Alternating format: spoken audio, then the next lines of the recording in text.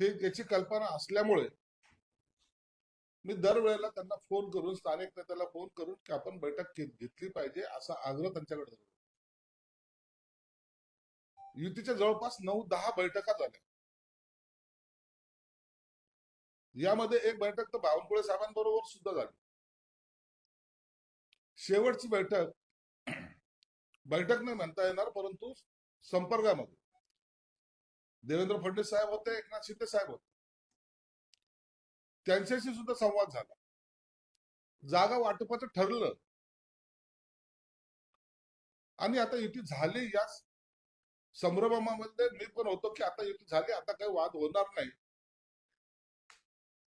परंतु सकाळी जेव्हा त्यांनी प्रस्ताव द्यायचा होता जागेचा, मुद्दामून त्यात मेक मारायचा प्रयत्न केला, जेणेकरून शिवसैनिकांमध्ये बैचेनी होईल,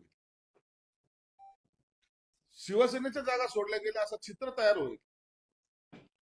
आणि तसा प्रस्ताव त्यांनी माझ्याकडे काल दुपारी 4:30 वाजता आणला. जे रात्री ठरलंय त्याच्यामध्ये चेंजेस कशाला?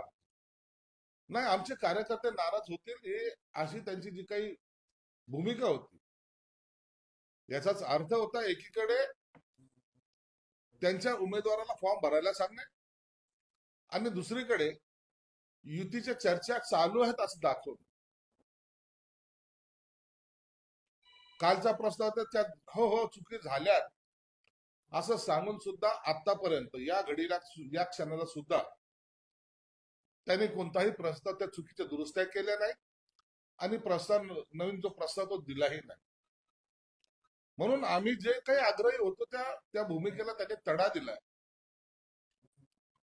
स्वतःची ताकद आमची वाढली,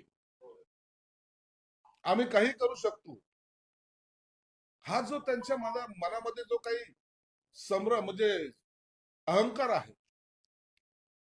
त्या अहंकाराचा अंत आज शिवसेना भाजपची युती तोडण्यामध्ये झालेली आहे. आम्हाला वाईट वाटतं या गोष्टीचं. युती असावी असा आमचा आग्रह होता, पण तरी काही लोकांनी, स्थानिक नेत्यांनी त्यांच्या आग्रहास्तव, त्यांच्या असलेल्या इतर काय बाबी असतील मला माहित नाही, परंतु जाणून बुजून हेतू पुरस्कार आपल्याला युती तोडायची असा त्यांच्या मनामधला असलेला डाव साधत त्यांनी अखेरला आमच्या बरोबर युती तोडलेली आहे. प्रस्ताव तुम्हाला सुधारित आलेलाच नाही, त्यामुळे आता विषयच नाही, बोलचाल बंद आहे.